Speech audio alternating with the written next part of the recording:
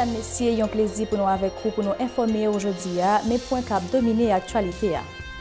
Deuxième journée grève, quelques syndicats chauffeurs publics qui lancé contre budget à pas respecté dans la région métropolitaine Port-au-Prince. Machine circuler, l'école à commerce a fonctionné normalement. Président américain Donald Trump pour comprendre dernière décision dans le cadre dossier prolongation statut protection temporaire TPS pour Haïtiens d'après coordonnateur question pour Haïti au département d'État Kenneth Merten. Gouvernement a commencé à payer employés place publique des ans l'argent de l'État de d'après directeur général ministère intérieur Fednel Monchéri. Ministre Culture académique créole haïtien lancé lundi calendrier d'activité pour commémorer mois langue culture créole dans baptême jeunes en utiliser langue non tout côté sans babouquette. Dans le pays étranger habitant Las Vegas, honoré mémoire victime fusillade qui fait dimanche passé à qui la cause 59 moun mouri plus passé 500 l'autre blessé. Restez branchés, nous pourrons développer point ça pour vous dans un cadet. Merci parce que vous êtes avec nous. Toute activité reprend normalement jeudi mardi dans la région métropolitaine Port-au-Prince malgré deuxième journée grève quelques syndicats transport public contre budget 2017-2018 là. L'école, magasin, bureau l'État fonctionnaient comme ça doit et puis machine circuler sans problème dans la capitale là avec zone qui sous côté Lio. Plateforme nationale syndicat transport fidèle avec monde syndical haïtien a notamment lancé un mouvement grève ça pour protester particulièrement contre frais sur contravention yo ak sous l'autre service dans niveau administration publique là. Fédération transporteur public haïtien FTPH pas d'accord avec l'initiative ça côté responsable syndicat ça yo te fait connaître gouvernement comment satisfaire quelques revendications chauffeur yo. D'après syndicaliste ça yo pour négociation yo après poursuivre pour capable satisfaire toute doléance yo. Coordonnateur spécial pour Haïti, département d'État, Kenneth Merten a déclaré président américain Donald Trump pour comprendre les décisions sous question pour le prolonger pour Haïtiens le statut protection temporaire TPS. M. Merten qui a parlé dans le cadre d'une visite qui a été faite hier lundi dans la République a précisé c'est M. Trump qui a bien pour dire que ça l'a fait dans le cadre du dossier ça. Kenneth Merten dans le micro Edlen Vernal Francineus en nous suivre. Bon, pas qu'on est qui genre décision il peut le faire, c'est pas ministère permanent qui peut prendre décision hein. C'est ministère département Homeland Security qui peut prendre décision ça si me pas trompé au mois de novembre.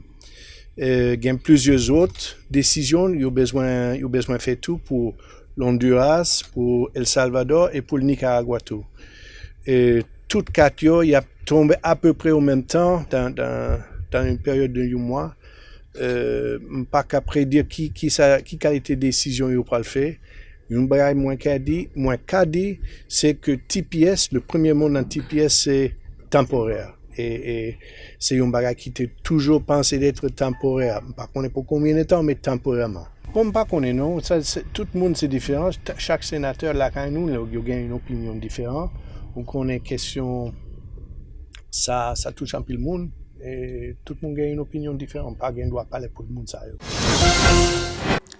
Gouvernement commencé à payer employés place publique dans la zone métropolitaine Port-au-Prince des ans l'argent de l'État de Ouéyo, d'après le directeur général ministère intérieur à collectivité territoriale là, Fednel Monchéri déclaré employés ça yo déjà recevoir moitié dans l'agence ça pendant le fait connaît que dispositions qu'a prend pour payer toute dette ça. Fednel Monchéri. C'est ça qu'on a fait là, c'est permettre arriérer salaire ou bien comme était doué monde qui travaille sur place publique. Nous avons un espace nous là dans l'air champ de masse là où il y a diverses places qui là pour un ensemble de citoyens qui travaillent sur femmes ou garçons 2 ans ils va recevoir rien comme salaire comme frais était doué. Donc l'elle est venu côté nous, ils font pile mobilisation. Payroll place publique là, il est monté après de plus que 28 millions de gouttes. Donc, l'homme ici, il pas 2 ou après quantité de corps pour douer mon après 2 ans. On entend avec eux et nous baillons jeudi à 50% d'arriéré. Président de cassation République là, Maître Jules Cantave dénoncé mauvaises conditions de travail employés système judiciaire haïtien. Maître Jules Cantave insisté sur nécessité pour moderniser le système judiciaire et puis renforcer les chaînes pénales là. Maître Cantave qui c'est tout président Conseil supérieur pouvoir judiciaire CSPJ parler de l'argent gouvernement et parlement bas institution dans le budget 2017-2018 là. Ça pas facilité travail CSPJ qui a pour mission pour gérer appareil justice là d'après Jules Cantave. Déclaration de micro Mario Sylvain ak Francineus. Certains magistrats ont été l'objet de plaintes au CSPJ, causant ainsi une lenteur dans le processus de traitement des dossiers de certification, car jusqu'à présent, on n'a complètement finalisé qu'une cinquantaine. Nombre d'avis de nomination, de renouvellement acheminés à cul de doigt sont restés encore lettres mortes. Mais que le ministre vient de nous dire que hier encore il a signé les nouvelles nominations, en attendant la signature du président. Nous ne pouvons malheureusement pas vous compter toutes les difficultés que confronte le pouvoir judiciaire. Soyez assurés que nous sommes conscients pour l'année judiciaire 2017-2018 que nous devons être plus énergiques, non seulement pour continuer les projets en chantier, mais pour faire face à de nouveaux défis. Nous devons mettre en exergue toutes nos connaissances, nos exercices, nos professionnalismes pour opérer des changements significatifs dans l'appareil judiciaire. Sachez également que nous sommes prêts, désireux et capables d'accueillir le changement. Ce changement serait inopportun sans, premièrement, la connaissance de l'ampleur de la tâche qui nous incombe et la rigueur des moyens. Bâtonnier Port-au-Prince, maître Stanley Gaston promet pour mobiliser l'université privée et publique dans le cadre de réponse à la question corruption capable de gangréner le système de justice en Haïti. Des activités tant que atelier réflexion Barreau Port-au-Prince décide d'organiser avec l'université sous problème corruption. Maître Gaston qui fait qu'après un deuxième mandat dans la tête Barreau fait connaître des recommandations cap soumettre par les responsables de la justice pour capable renforcer la bataille contre la corruption. Déclaration dans le micro Mario Sylvain et Francineus. L'objectif du barreau est de changer significativement la perception de corruption des avocats.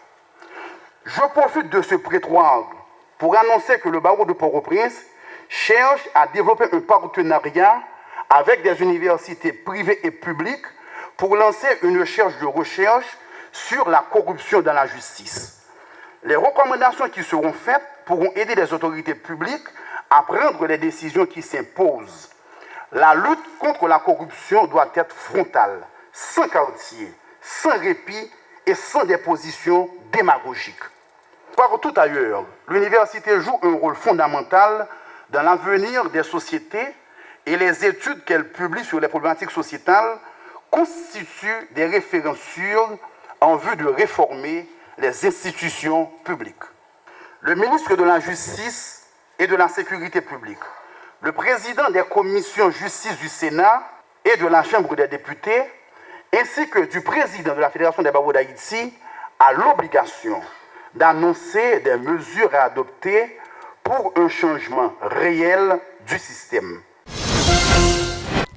Président Académie créole haïtien Poris Jean-Baptiste Salier lancement activité moi langue culture créole là hier lundi pendant le rappeler importance langue gagnée dans le développement socio-culturel et artistique pays. Académicien a profité d'annoncer préjugés moun qui parle créole qu'on subit dans cadre d'activité yo. En nous suivre.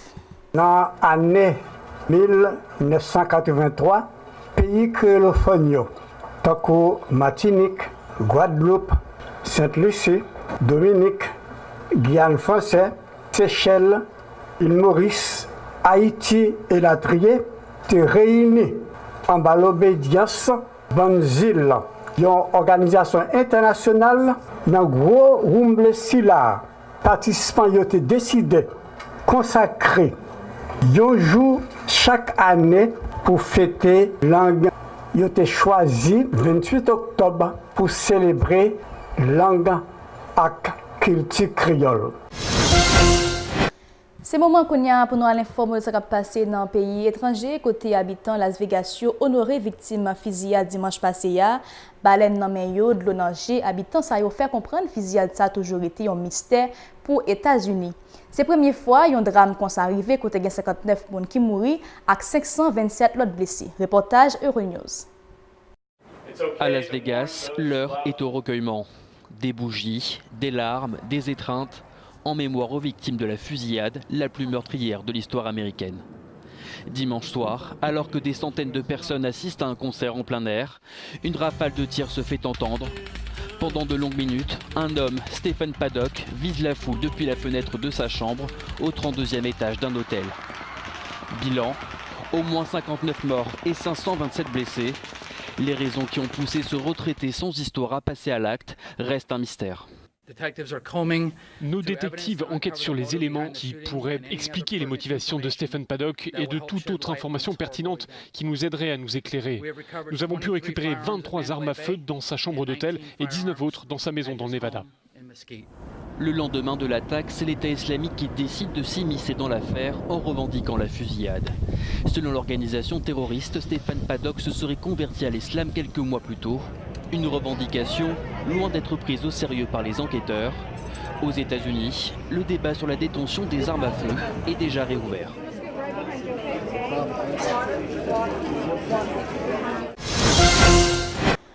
Population catalogue est en main en grève générale jeudi mardi pour dénoncer violence la police te fait sur eux dimanche ça pendant référendum non à côté mouvement grève ça qui paralyse toute activité tant que transport, port, cabotage, université et la trier. Plusieurs dizaines de milliers de monde ont manifesté tout journée mardi pour comportement la police. Reportage Euronews.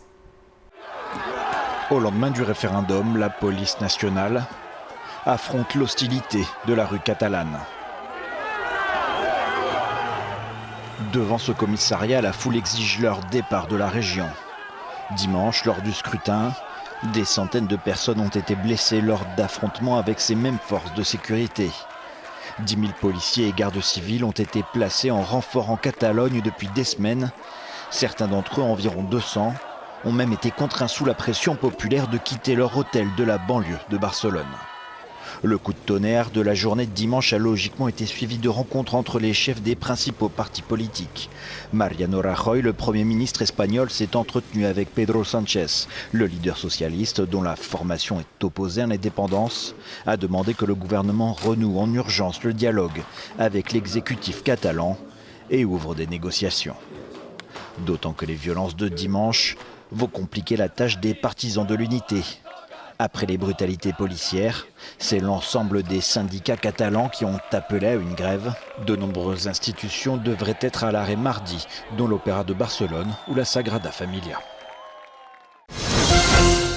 C'est là, journal non fini pour aujourd'hui. À noter content avec vous. T'étais branché Télépacifique.